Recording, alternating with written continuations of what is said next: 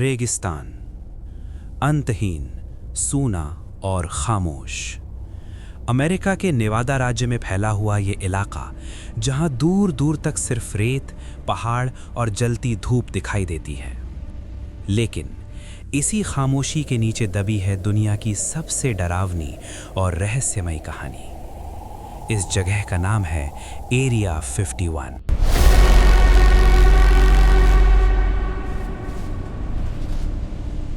सरकारी नक्शों में ये दशकों तक मौजूद ही नहीं था। न कोई बोर्ड, न कोई रास्ता, न कोई पहचान। अगर कोई आम नागरिक यहाँ आने की कोशिश करता तो चेतावनी नहीं मिलती थी, सीधा मौत का खतरा। हथियारबंद सैनिक, सैटेलाइट से निगरानी और आसमान में हर पल उड़ते काले हेलीकॉप्टर।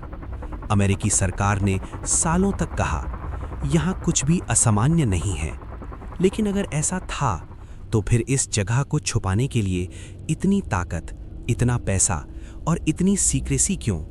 इस कहानी की शुरुआत होती है 1950 के दशक से।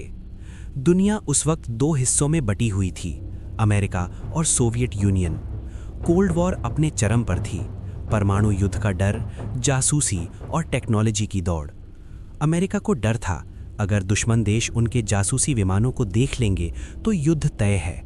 इसी डर के कारण 1955 में CIA ने एक सीक्रेट लोकेशन चुनी, नेवादा का ये वीरान इलाका। नाम दिया गया ग्रूम लेक टेस्ट फैसिलिटी। बाद में यही जगह दुनिया के सामने मशहूर हुई एक नए नाम से, एरिया 51। शुरुआत में यहाँ U-2 स्पाई प्लेन और बाद में SR-71 ब्लैकबर्ड जैसे अत्याधुनिक विमान टेस्ट किए गए। लेकिन यहीं से कहानी अचानक बदल जाती है। 1947 न्यू मैक्सिको के रोजवेल में एक अजीब हादसा हुआ था। अमेरिकी सेना ने पहले कहा एक फ्लाइंग डिस्क क्रैश हुई है। कुछ ही घंटों बाद बयान बदला गया, ये सिर्फ एक वेदर बलून था। लेकिन सवाल ये है, अगर वो सिर्फ वेदर बलून था तो पूरी जगह को सेना ने सील क्यों कर दिया?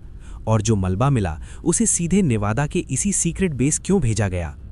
कई रिटायर्ड मिलिट्री ऑफिसर्स ने सालों बाद दावा किया, रोजवेल से जो भी रिकवर किया गया वो एरिया 51 लाया गया। सिर्फ मशीनें नहीं, जिंदा या मरे हुए बीइंग्स भी।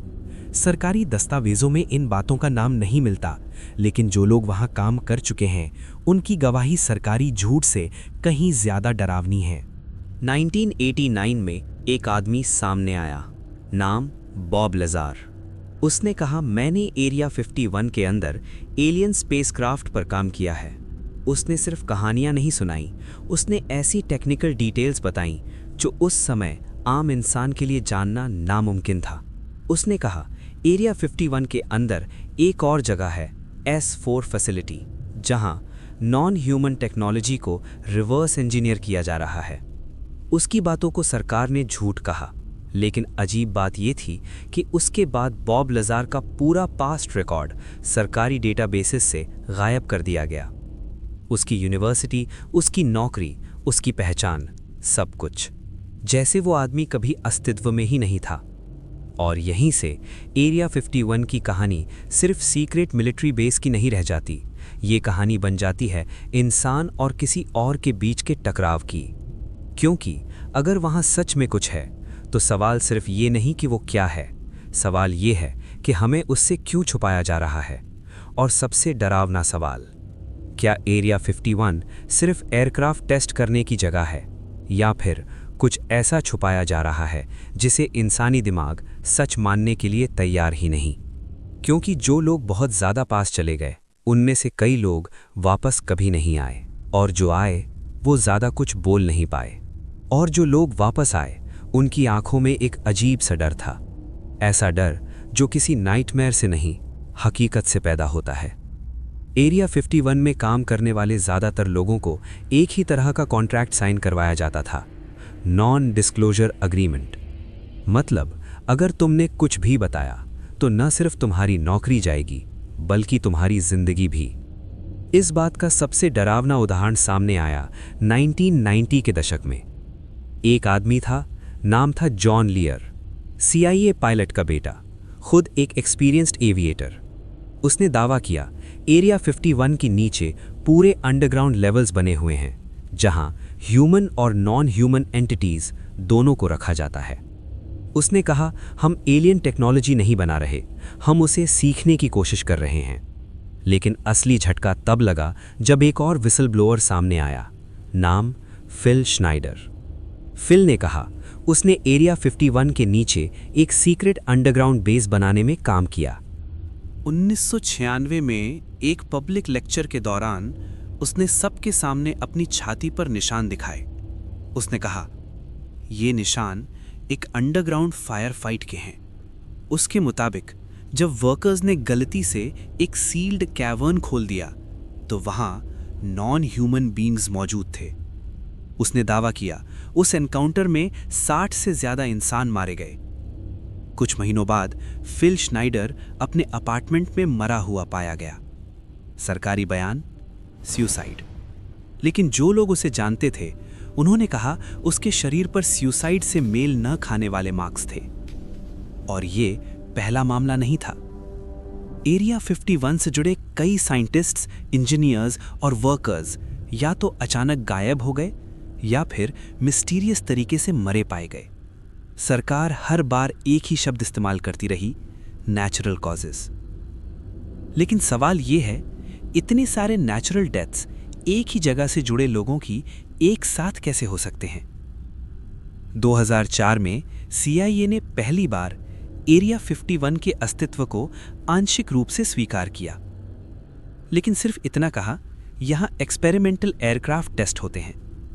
एलियन, UFO, एक्स्ट्रा टेरेस्ट्रियल, इन शब्दों का कोई जिक्र नहीं। लेकिन उसी साल एक और शॉकिंग डॉक्यूमेंट लीक हुआ। एक डीक्लासिफाइड फाइल में लिखा था, कुछ ऑब्जेक्ट्स ऐसे पाए गए जो नॉन ह्यूमन टेक्नोलॉजी से मेल नहीं खाते। उनकी मटेरियल कॉम्पोजिशन धरती पर पाए जाने वाले किसी भी एलॉय से अलग थी।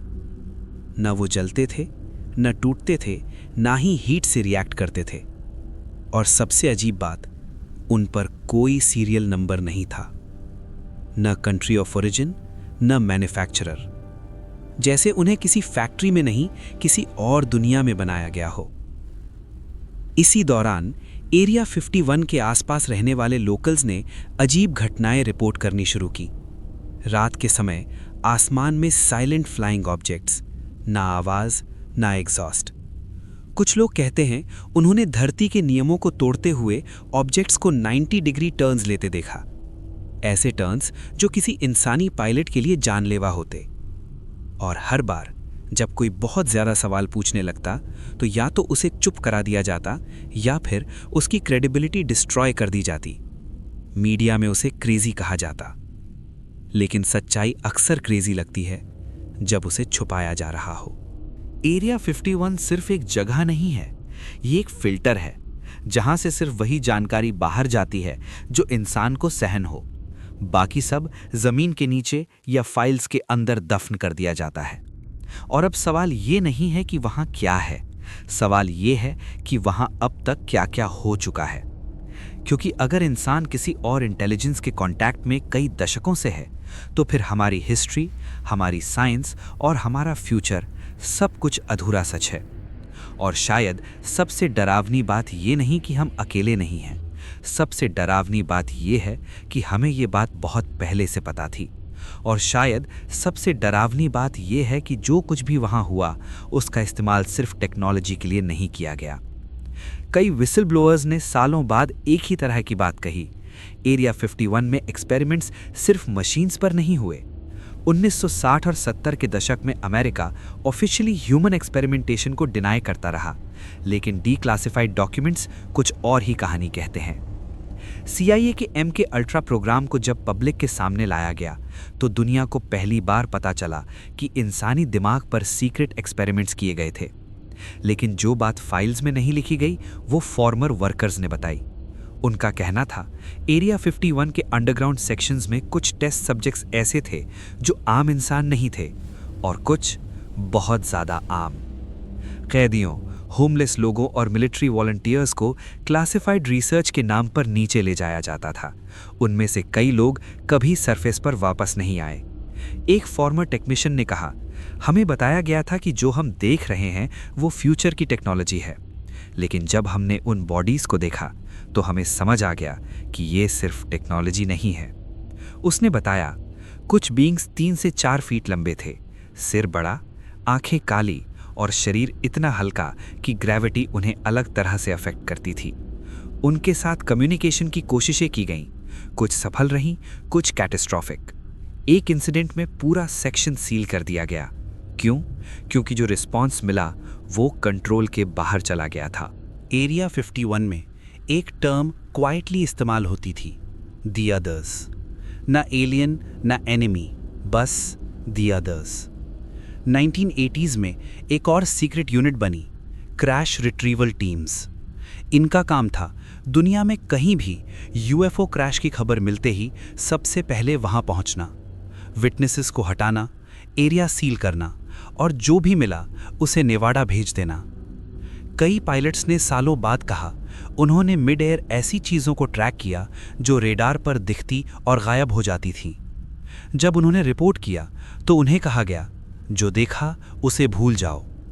लेकिन कुछ चीज़ें भुलाने के लिए नहीं होती। 2017 में न्यूयॉर्क टाइम्स ने एक रिपोर्ट पब्लिश की। पेंटागन ने स्वीकार किया, AATIP प्रोग्राम मतलब advanced aerospace threat identification program. सरकार ने पहली बार माना कि वो अनआइडेंटिफाइड एरियल फिनोमेना की जांच कर रही थी। एलियन शब्द फिर भी नहीं बोला गया, लेकिन वीडियोज रिलीज हुई, नेवी पायलट्स की रिकॉर्डिंग्स, ऑब्जेक्ट्स जो फिजिक्स के रूल्स को ओपनली तोड़ रहे थे। कोई विंग्स नहीं, कोई प्रपल्जन नहीं, फिर भी हाइपरसोनिक स्पीड। और जब कांग्रेस ने सवाल पूछा तो जवाब आया, हम नहीं जानते ये क्या है। लेकिन अगर सरकार सच में नहीं जानती तो एरिया 51 अब भी इतना सीक्रेट क्यों है? क्यों आज भी उसके आसपास शूट ऑन साइट ऑर्डर्स हैं? क्यों आज भी सैटेलाइट इमेजेस ब्लर कर दी जाती हैं? सच शायद ये है कि इंसान सिर्फ ऑब्जर्वर नहीं रहा, वो पार्टिसिपेंट बन चुका है।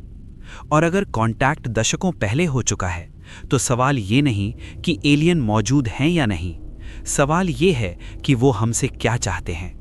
और उससे भी ज़्यादा डरावना सवाल, हमने बदले में उन्हें क्या दिया है? क्योंकि हर अग्रीमेंट बराबरी का नहीं होता और कुछ दरवाजे एक बार खुल जाएं तो उन्हें बंद करना नामुमकिन हो जाता है। क्योंकि कुछ दरवाजे खुलते नहीं, खोल दिए जाते हैं। और जब इंसान उस सीमा को पार करता है जहां ज्ञान जिम्मेदारी से बड़ा हो जाए तो इतिहास उसे माफ नहीं करता। एरिया 51 से जुड़ी सबसे कंट्रोवर्शियल बातें कभी पब्लिक डॉक्यूमेंट्स में नहीं रहीं। उन्हें जाना गया सीक्रेट टेस्टिमनीज से। कुछ फॉर्मर इनसाइडर्स ने दावा किया 1950s और 60s के दशक में अमेरिका और द अदर्स के बीच एक लिमिटेड कॉन्टैक्ट हुआ। इसे कभी ऑफिशियल नाम नहीं दिया गया, लेकिन अनऑफिशियल तौर पर इसे कहा गया अ म्यूचुअल अंडरस्टैंडिंग, मतलब ना पूरी दोस्ती ना खुली दुश्मनी। कुछ टेक्नोलॉजी, कुछ जानकारी और बदले में कुछ ऐसी चीज़ें जिनके बारे में कभी खुलकर नहीं बताया गया। नेवाडा डेजर्ट में काम करने वाले एक रिटायर्ड इंजीनियर ने कहा, हमने टॉल वाइट्स को देखा था।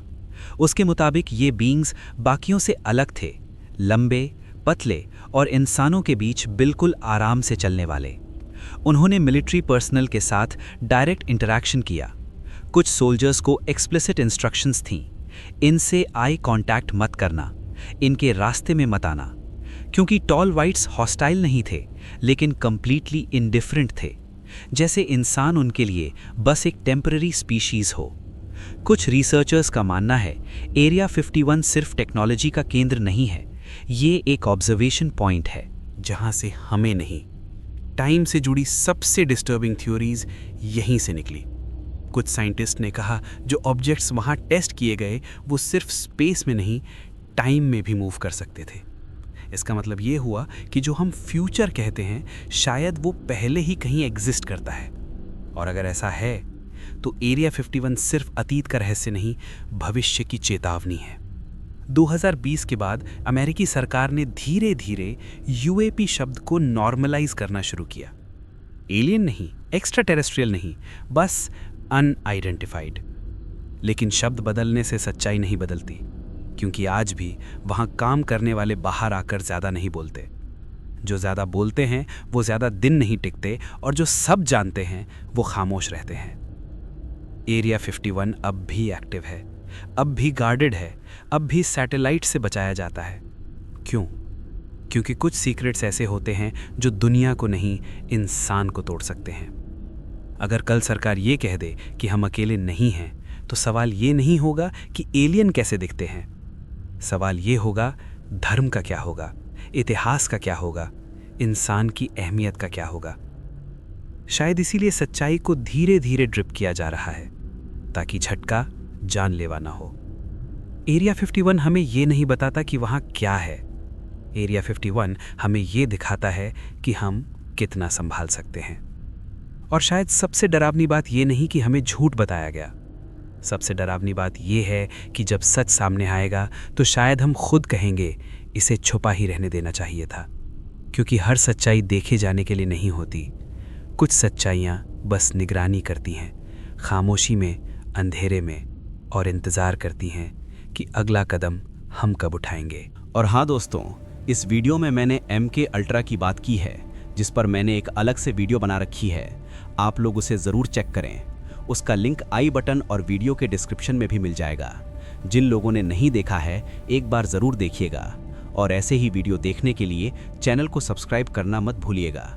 मिलते हैं अगली वीडियो में एक और secret file. The video stopped. Someone didn't want the truth to continue.